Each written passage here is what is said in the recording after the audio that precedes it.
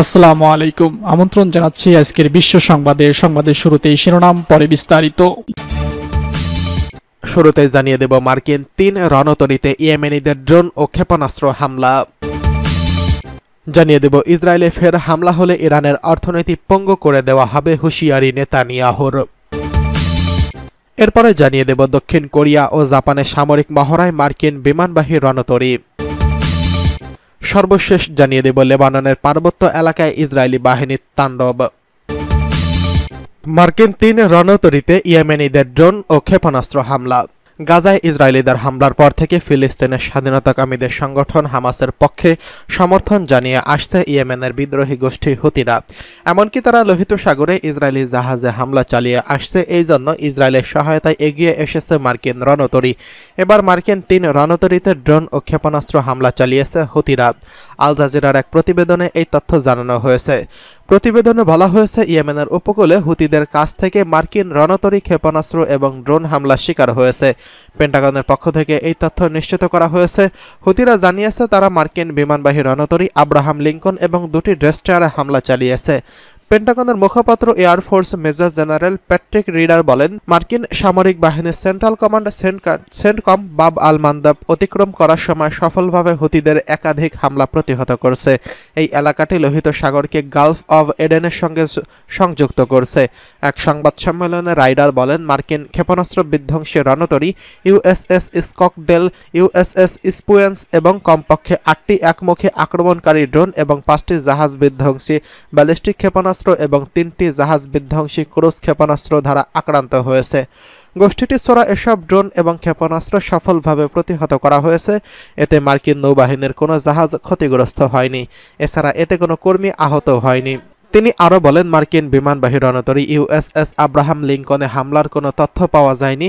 এর আগে মঙ্গলবার হুতিরা জানিয়েছে তারা 8 ঘন্টার ব্যবধানে মার্কিন নৌবাহিনীর বিরুদ্ধে 2টি নির্দিষ্ট সামরিক নিশানায় অভিযান চালিয়েছে। হুতিদের সামরিক মুখপাত্র ইয়াহিয়া সারি বলেন, সাগরে মার্কিন বিমানবাহী রণতরী আব্রাহামকে নিশানা করে প্রথমে বেশ কয়েকটি ক্রুজ মিসাইল এবং ড্রোন দিয়ে হামলা করা হয়েছে। তিনি আরও বলেন, দ্বিতীয় অপারেশনে বেশ কয়েকটি ব্যালিস্টিক ক্ষেপণাস্ত্র এবং ড্রোন হামলা চালানো হয়েছে। এই হামলায় লোহিত সাগরে 2টি মার্কিন ডেস্ট্রয়ারকে লক্ষ্যবস্তু করা হয়েছে। এছাড়া এসব হামলা সফলভাবে লক্ষ্য অর্জন করেছে। হুতিরা গেল বছরের নভেম্বর থেকে জাহাজে হামলা চালিয়ে আসছে। এই হামলায় অন্তত 90টি জাহাজের ড্রোন এবং ক্ষেপণাস্ত্র ছোড়া হয়েছে। এতে 2টি জাহাজ ডুবে গেছে। এছাড়া 2টি জাহাজকে হাইজ্যাক করা হয়েছে। গোষ্ঠীটির দাবি, গাজায় যুদ্ধ বন্ধ ও ত্রাণ সহায়তা স্বাভাবিক হওয়া না পর্যন্ত এই হামলা অব্যাহত থাকবে। এদিকে ইসরায়েলে ফের হামলা হলে ইরানের অর্থনীতি পঙ্গু করে দেওয়ার হুঁশিয়ারি নেতানিয়াহুর। গত 26শে অক্টোবর ইরানের অভ্যন্তরে প্রতিশোধমূলক হামলা চালিয়েছিল ইসরায়েল। এই হামলায় 4 সেনাসহ 1 বেসামরিক নাগরিক নিহত হয়েছেন। এরপর থেকে ইসরায়েলে পাল্টা হামলা চালানোর হুমকি দিয়ে আসছে তেহরান। এদিকে ইংরেজি ভাষার এক সংবাদ মাধ্যম ভিডিও বার্তায় ইরানি জনগণকে সম্বোধন করা হয়। ইসরায়েলের প্রধানমন্ত্রী বেঞ্জামিন নেতানিয়াহু হুঁশিয়ারি দিয়ে বলছেন, ইসরায়েলে ফের আক্রমণের চেষ্টা করলে ইরানের অর্থনীতি পঙ্গু করে দেওয়া হবে। তিনি ইরানের জনগণের উদ্দেশ্যে দেশটির সর্বোচ্চ নেতা আয়াতুল্লাহ আলী খামেনি ছাড়া জীবন কতটা উন্নত হবে তা কল্পনা করতে বলেছেন। নেতানিয়াহুর অভিযোগ, ইরানের শাসক গোষ্ঠী সকল সাধারণ জনগণকে বিপদে ফেলেছেন। কয়েক মাসের মধ্যে ইরানি জনগণের উদ্দেশ্যে এটি নেতানিয়াহুর দ্বিতীয় কোনো বক্তব্য এবং এর আগে 1 অক্টোবর ইরানে হামলায় 2 দিন আগে প্রথম বক্তব্য দেন তিনি। গত কয়েক মাসের মধ্যে ইরানি জনগণের উদ্দেশ্যে এটি নেতানিয়াহুর দ্বিতীয় কোনো বক্তব্য। এর আগে 1 অক্টোবর ইরানের হামলা 2 দিন আগে এমন বক্তব্য দেন তিনি।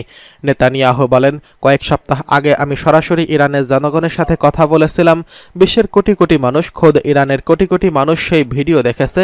তারা এটি দেখার পরে অনেক ইরানি ইসরায়েলের কাছে পৌঁছেছিল। তাই আজ আমি আবারও ইরানের জনগণের সম্বোধন করতে চাই। এদিকে ইসরায়েলকে লক্ষ্য করে সম্ভাব্য হামলা হলে ইরানের অর্থনীতি ভেঙে পড়বে বলে জানিয়েছেন নেতানিয়াহু। এতে জনগণের দুর্ভোগ আরও বাড়বে, দরিদ্রতা বাড়বে। তাই ইরানের জনগণ যেন ইসরায়েলে হামলার বিরুদ্ধে দাঁড়ায়। নেতানিয়াহুর দাবি, 1 অক্টোবর ইরানে ইসরায়েলের ব্যালিস্টিক ক্ষেপণাস্ত্র হামলায় তেহরান $2.3 বিলিয়ন খরচ করছে তেহরান। এর অর্থ ইরানের সাধারণ জনগণ এবং তাদের পরিবারের। ইসরায়েলের প্রধানমন্ত্রী বলেন, আমি চাই আপনি কল্পনা করুন, শুধু কল্পনা করুন, ইরান স্বাধীন হলে আপনার জীবন কিভাবে ভিন্ন হতে পারে।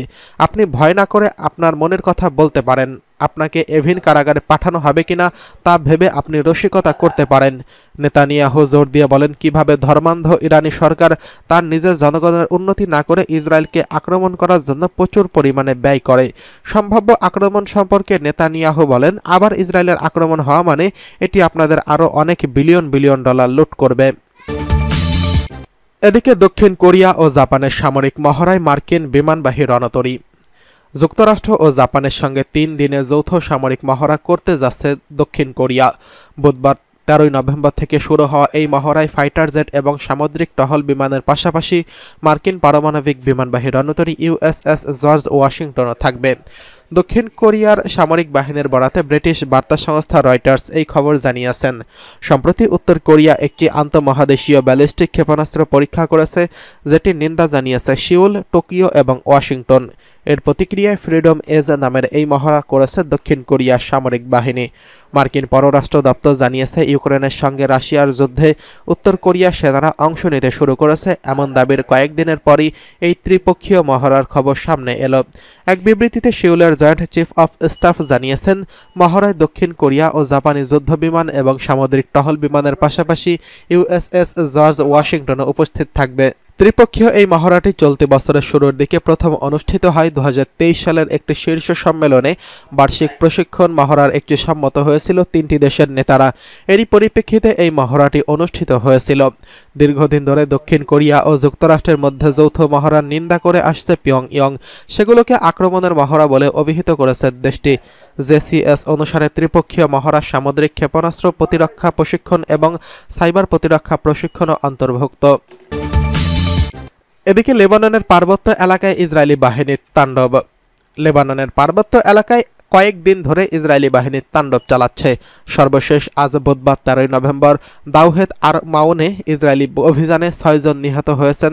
লেবাননের জনস্বাস্থ্য মন্ত্রণালয় এই তথ্য জানিয়েছেন। তারা বলছে, দাউহেদ আর মাউনে ইসরায়েলি অভিযানে 6 জনের মরদেহ পাওয়া গেছে, তবে সেখানে এখনও ইসরায়েলি বাহিনীর অভিযান চালাচ্ছে। ধারণা করা হচ্ছে নিহতদের সংখ্যা আরও অনেক বেশি। তবে এই হামলায় সবচেয়ে ভয়াবহ দিক হচ্ছে নিহতদের দেহ ছিন্ন বিচ্ছিন্ন হয়ে গেছে। ঘটনাস্থল থেকে তাদের শরীরের অঙ্গগুলো সরানোর কাজ করছে উদ্ধার কর্মীরা। তাদের পরিচয় শনাক্তের চেষ্টা করছে। এছাড়া আরও 15 জনকে আশঙ্কাজনক অবস্থায় হাসপাতালে আনা হয়েছে। এর আগে লেবাননের গণমাধ্যম জানিয়েছে, বৈরুতের দক্ষিণে ইসরায়েলি হামলায় 8 জন নিহত হয়েছেন। সেখানেও বেসামরিক নাগরিকদের লক্ষ্য করে বোমা ছোড়া হচ্ছে।